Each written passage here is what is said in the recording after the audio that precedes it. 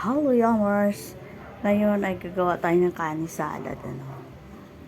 Unang-una, gayatin natin to. Ang ginayat ko na to kanina, yung manipis na carrots, and cucumber, manipis din. Tapos ginayat ko yung crab meat.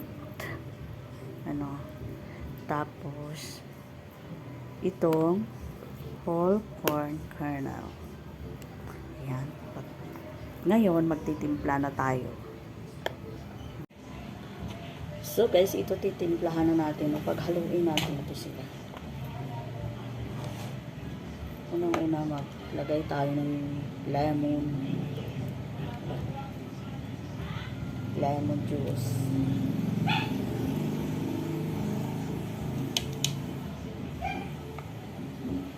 Pero mga kalahati ito. Tapos salt and pepper.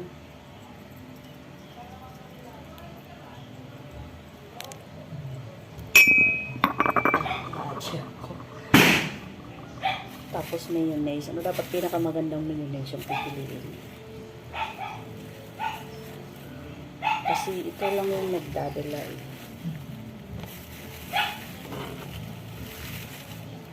Kadadamihan natin.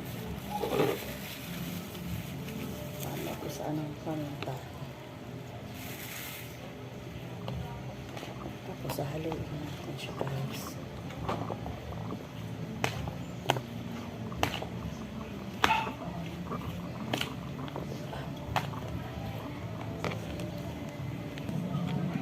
Ayan na siya guys. Tapos lagyan natin siya pala ng honey.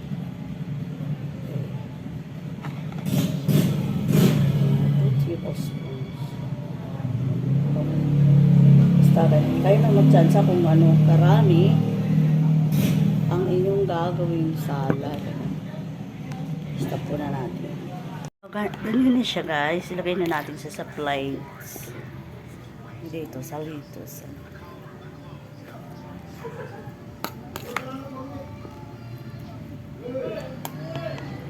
So that's it. Thank you for watching. Simple lang siya. For masarap.